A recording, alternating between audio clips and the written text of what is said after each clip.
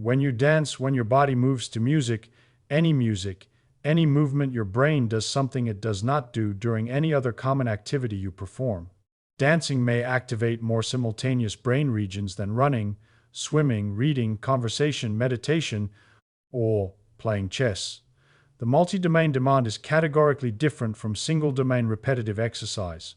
The activation loads motor planning, timing coordination, balance processing, rhythm prediction, reward circuitry, and emotional processing at once, in a single 60 seconds, through a body that was sitting in a chair a moment ago.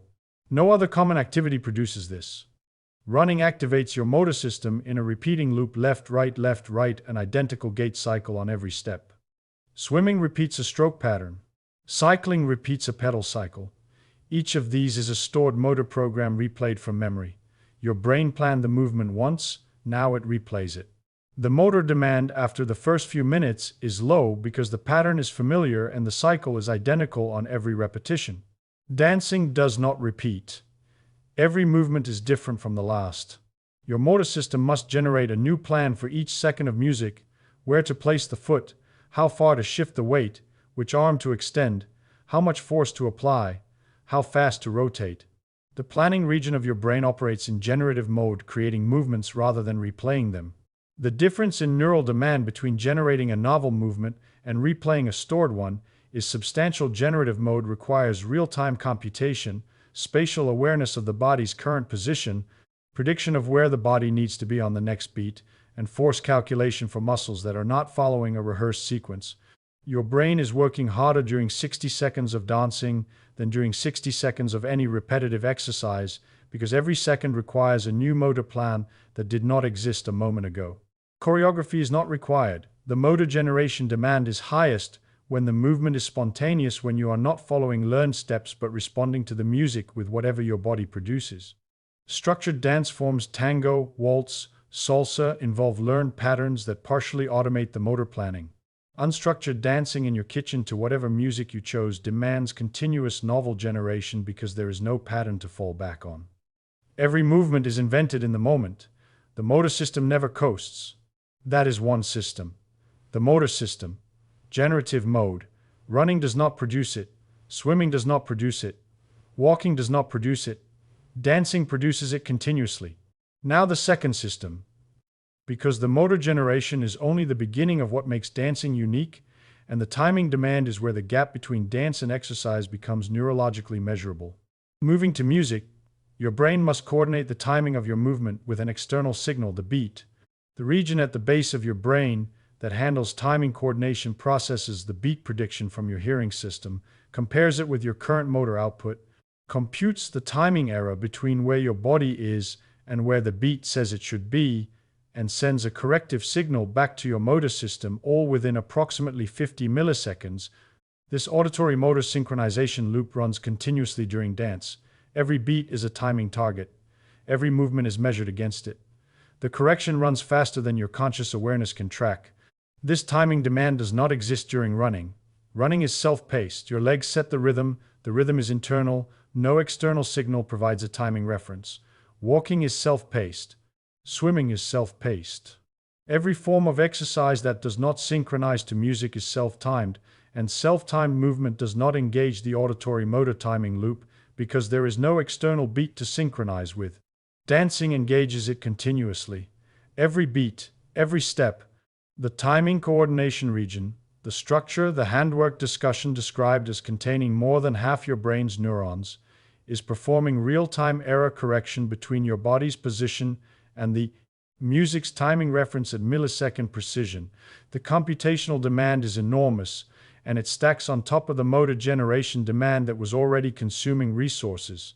Two systems now, both running simultaneously, both demanding cortical resources that no repetitive exercise requires. Think about what your balance system is doing while those two systems are running, because the third system stacks on top of the first two, and the balance demand during dance is fundamentally different from the balance demand during any other activity. Standing still challenges your balance system to maintain equilibrium, keep the center of mass over the feet, correct for small perturbations, hold steady. Walking challenges it with predictable, cyclic displacement an identical weight shift pattern on every step. Dancing challenges it with unpredictable, voluntary, multi-directional displacement turns, lateral shifts, backward steps, sudden changes of direction, weight transfers that your balance system did not receive advance warning for. Your inner ear is processing a continuous stream of non-repetitive balance data during dance acceleration in directions that walking never produces, rotations that standing never requires, weight shifts that no cyclic exercise generates. Hackney and colleagues published in the Archives of Physical Medicine and Rehabilitation a finding that tango dancing reduced fall risk in older adults more effectively than conventional balance training. The mechanism reveals why the difference matters. Balance exercises train stability, the ability to hold steady, to stand on one leg, to maintain equilibrium on a balance board. Dance trains recovery from instability, the ability to regain balance after deliberately moving off-center. The distinction is critical. Falls do not happen because you could not stand still. Falls happen because you could not recover from a perturbation, a misstep on a curb, a stumble on an uneven surface, a sudden weight shift when reaching for something on a high shelf. The thing that prevents the fall is not stability, it is the speed and accuracy of the recovery, and recovery speed depends on vestibular motor integration under conditions of unexpected displacement. Dance trains this integration on every step. Every step in dance is a voluntary perturbation, a deliberate shift off-center that your balance system must resolve in real time before the next beat arrives. A lateral step displaces your center of mass to the left. Your balance system must detect the displacement, compute the correction, and execute the weight shift to restore equilibrium, all before the music demands the next movement. A turn rotates your body through an arc that your inner ear tracks in real time, computing angular velocity and deceleration timing to land the rotation without stumbling. A backward step removes visual guidance. Your balance system must operate on vestibular and proprioceptive data alone because your eyes cannot see where your foot is landing. Every one of these perturbations trains the recovery pathway. Balance exercises provide static challenge, hold this position, maintain this posture. Dance provides dynamic challenge, recover from this displacement, this rotation, this unexpected weight shift, at this tempo, before the next beat arrives. The dynamic challenge is closer to what a real fall demands than any static balance exercise can provide. And the distinction between training stability and training recovery is the insight that redefined what fall prevention means in the rehabilitation literature for me. 3 systems now: motor generation, timing coordination, balance under voluntary instability, all running simultaneously, all demanding separate processing resources. No repetitive exercise loads all 3 at once because no repetitive exercise combines novel movement generation with external beat synchronization with unpredictable multi-directional balance challenge. And here is where the 4th system stacks, because your brain's internal metronome, the timekeeping network that Parkinson's disease degrades, activates during dance through a mechanism no other common activity triggers. Deep structures in the middle of your brain, the circuits most associated with movement disorders, function as your internal clock. They lock onto the external musical beat and generate a timing signal that your motor system uses to coordinate movement. When you move on the beat, when your foot lands in synchrony with the downbeat, when your body shifts at the moment the rhythm predicts, these deep timing circuits are active. When you move without music, running, walking, lifting weights, these circuits are not engaged at the level that beat synchronized movement demands because there is no external timing reference to lock onto. If you are over 45 and you have noticed your timing getting less precise, misjudging the moment to step off a curb, hesitating when merging into traffic, feeling less coordinated in the movements that daily life requires, you may be experiencing the early effects of timing circuit degradation. The circuits degrade partly from age. They degrade partly from disuse from years of self-paced movement without an external timing reference to train against. Dance is the only common activity that provides the external beat synchronization these timing circuits require to maintain their precision. The timing system that daily life allows to weaken, dance specifically rebuilds beat by beat, step by step, 60 seconds at a time. 4 systems: motor generation, timing coordination, balance recovery, deep timing circuits locked to the beat, all simultaneous. And the 5th stacks now because when your movement synchronizes accurately with the music, something happens in your reward circuitry that no other form of exercise produces. When you move on the beat, when your body's position matches the musical timing prediction, your reward system is predicted to release a pulse of dopamine. The dopamine response to accurate beat prediction is measured in the music perception literature. Zatori and colleagues documented dopamine release during beat anticipation and prediction confirmation in music listening. The specific measurement during dance dopamine released on each synchronized step is predicted by the mechanism but has not been directly assayed during movement. The prediction is strong. The reward circuitry that responds to beat prediction during listening is active during beat synchronized movement, and the subjective experience of dancing on the beat, the satisfaction, the pleasure, the sense of rightness when body and music align is consistent with dopamine reward signaling. You have felt this, the small hit of satisfaction when you land a step cleanly on the beat, the pleasure of the body and the music matching, the moment when the rhythm stops being something you are listening to and starts being something you are inside of. That transition from hearing the beat to inhabiting the beat is the subjective experience of the timing circuits locking onto the external rhythm and the reward system confirming the lock with dopamine. The feeling is immediate, it is physical, and it is self-reinforcing in a way that no other exercise can replicate. You see, the reward creates a loop. Accurate synchronization releases dopamine. Dopamine increases motivation to continue. Continued dancing improves synchronization accuracy because the timing circuits are training with every beat.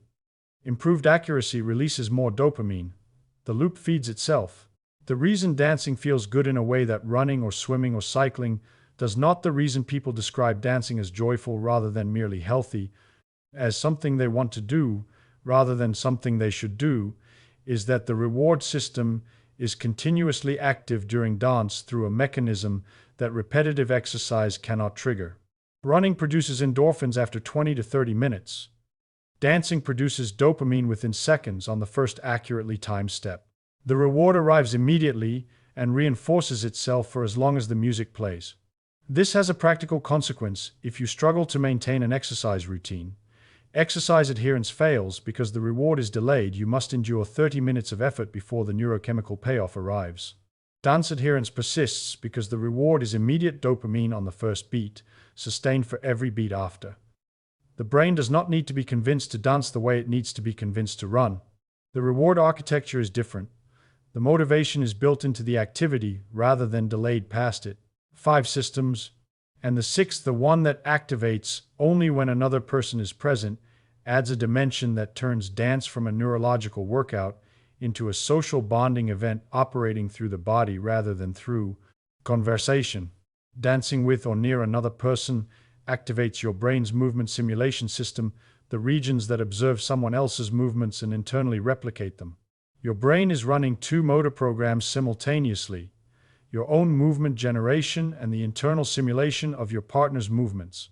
You are planning your next step while your brain is also computing what their next step will be, predicting their weight shift from their posture, anticipating their timing from the rhythmic pattern they have established, adjusting your own movement to accommodate theirs.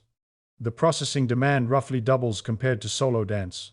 Simulation produces physiological coupling, heart rate synchronization, respiratory entrainment, and the bonding neurochemistry that the grandchild discussion described as the body's response to sustained physical contact with a recognized other.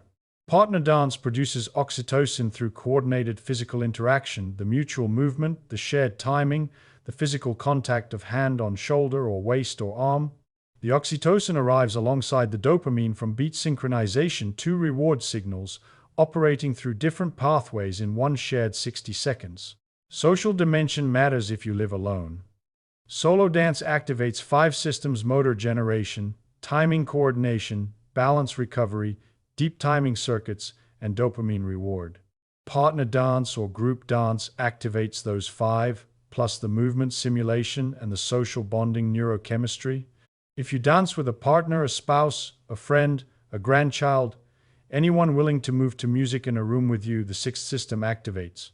If you join a dance class or a social dance group, you receive the multi-system activation and the social connection simultaneously. The combination addresses the neurological dimension through the motor systems and the social dimension through the bonding neurochemistry, both operating through one activity that the participants experience as enjoyment rather than exercise. That's stack motor generation plus timing coordination plus balance recovery plus deep timing circuits plus reward from beat synchronization plus social simulation during partner dance is the activation pattern that no other common activity replicates. Each system on its own is activated by other activities. Motor generation by any novel movement. Timing coordination by playing a musical instrument. Balance by standing on one foot. Deep timing circuits by tapping a finger to music. Reward by any pleasurable activity. Social simulation by conversation. But no other activity fires all six simultaneously. And the simultaneity is what matters because the brain's maintenance of synaptic connections depends not just on which regions activate but on which regions activate together.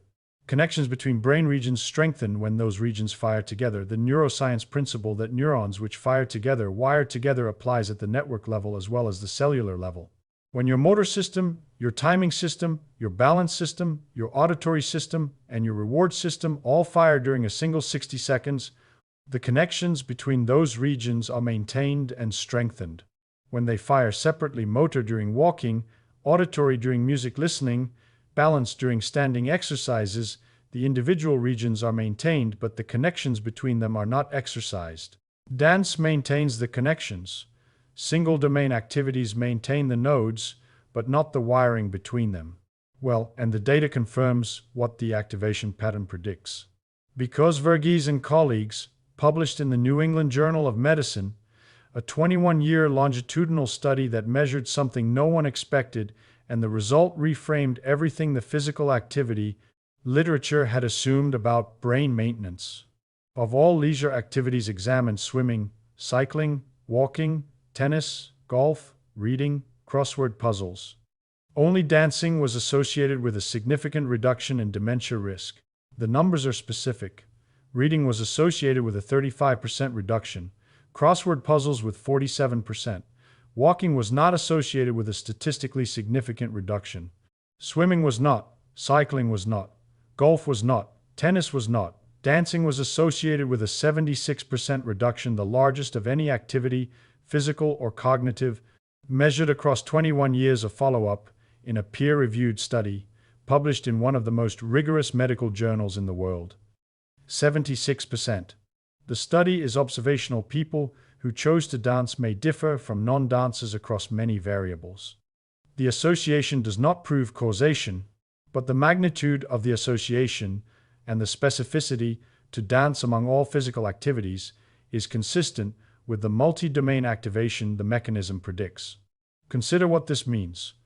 Walking, the activity every physician recommends, was not associated with significant dementia risk reduction in this study. Swimming, a full-body exercise, was not. But dancing, which many physicians do not recommend because they categorize it as recreation rather than exercise, was associated with a larger risk reduction than any physical activity and any cognitive activity measured. Larger than reading. Larger than puzzles. Proposed mechanism is multi-domain simultaneous demand. Dementia risk reduction correlates with activities that engage multiple cognitive domains at once, and the more domains activated simultaneously, the more synaptic connections maintained across brain regions. Reading engages one domain, visual linguistic processing. Crossword puzzles engage two, linguistic retrieval and problem solving. Swimming engages one, repetitive motor execution. Dancing engages at least five, simultaneously, novel motor generation, timing coordination, balance processing, auditory beat synchronization, and spatial navigation through an environment that changes with each movement. The 21-year maintenance of synaptic connections across 5+ domains is what the 76% represents. And single-domain activities cannot approach it because single-domain activities maintain connections in one region while allowing connections in the other four to thin from disuse.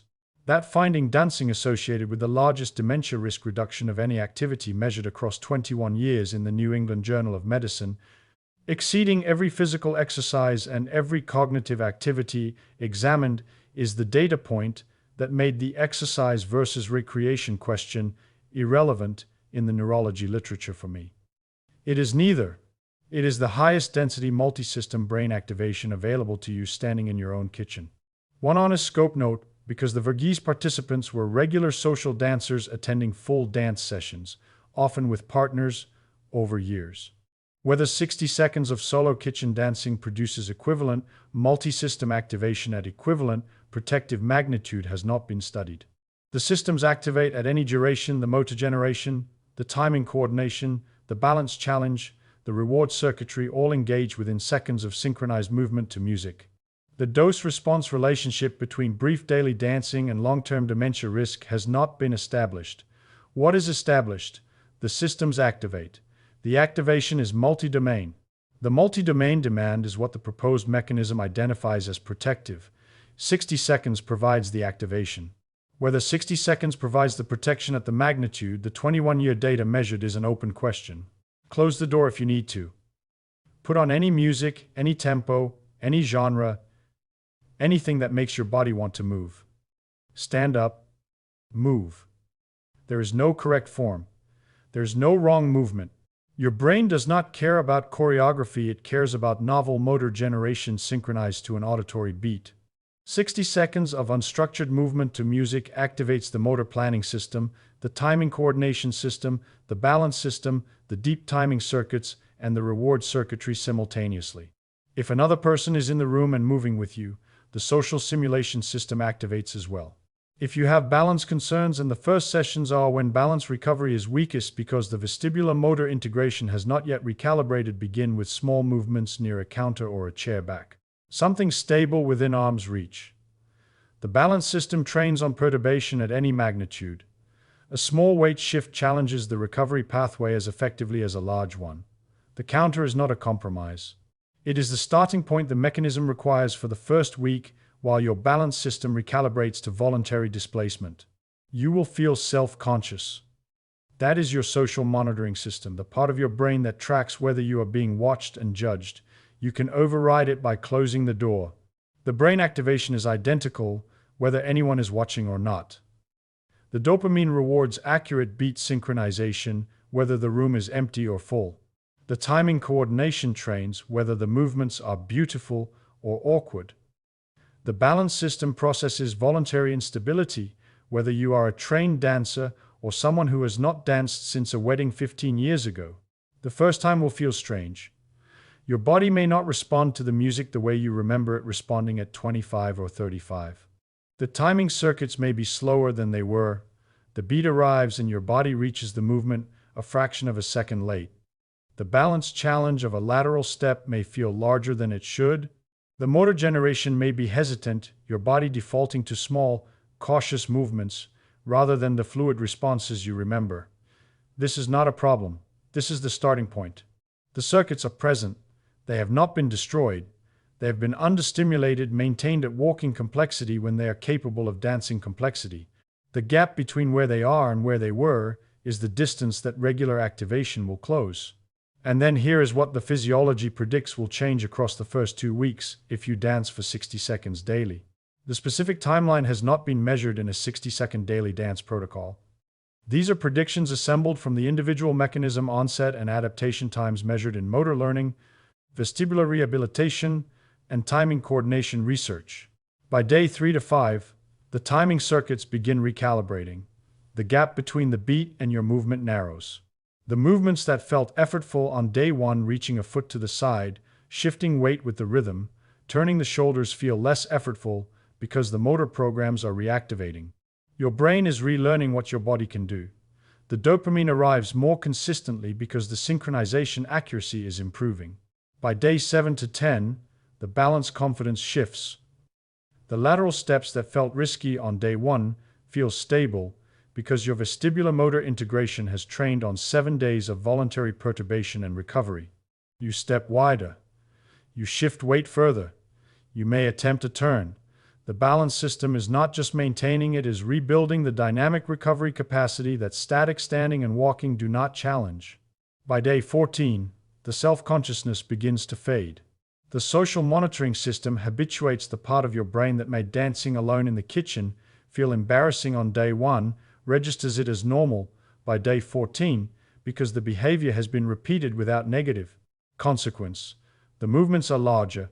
The enjoyment is less complicated by self-judgment. The dopamine loop is established. Your brain anticipates the reward before the music starts. None of this requires instruction. None requires a class. None requires a partner, although a partner adds the sixth system. None requires athletic ability or dance training or flexibility or coordination beyond what your body currently possesses. The mechanism operates at whatever level of movement your body can produce, because the multi-system activation is triggered by synchronized movement to a beat, not by the quality or complexity of the movement. The music matters more than the movement.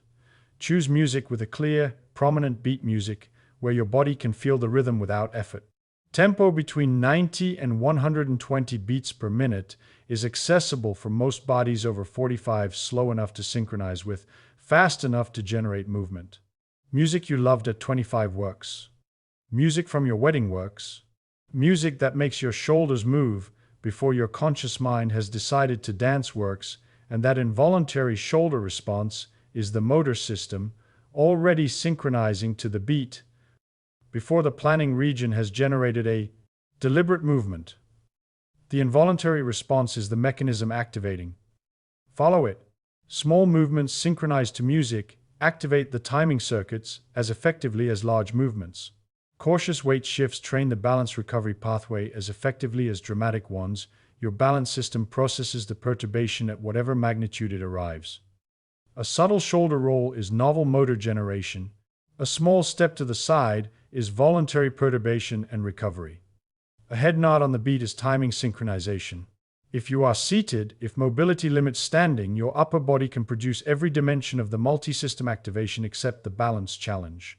Seated dance to music activates the motor generation, the timing coordination, the deep timing circuits, and the reward system. 4 or 5 systems from a chair. The brain does not require your feet to participate in order to activate 4/5 of the architecture. Now, here is the comparison that makes the 60-second claim concrete. Because 60 seconds of dancing activates more simultaneous brain systems than 60 minutes of most other activities. 60 minutes of walking activates the motor system in repetitive mode and the balance system at cyclic displacement level. 2 systems. 60 seconds of dancing activates the motor system in generative mode, the timing coordination system through beat synchronization, the balance system through voluntary multi-directional perturbation, the deep timing circuits through external beat lock, and the reward system through dopamine release on accurate synchronization. 5 systems. 60 seconds of dance loads more simultaneous neural territory than 60 minutes of walking, not because walking is valueless, but because walking is a single-domain repetitive activity and dancing is a multi-domain generative activity. The density of neural activation per second is categorically different. 60 seconds, any music, any movement, 5 systems from 60 seconds alone. 6, if someone dances with you, no other activity you can perform in your kitchen loads that architecture. The music does not need to be loud. The movement does not need to be large. The demand is in the synchronization, your body responding to a beat, generating movements it has not planned before, recovering from each voluntary weight shift, and receiving a dopamine confirmation on each accurately timed step. The brain does not care who is watching. It does not care how you look. It cares that you are generating novel movements synchronized to an auditory beat, and that single demand, sustained for 60 seconds, activates more neural territory than any other thing you can do with a minute of your day. Stand up. The brain has been waiting.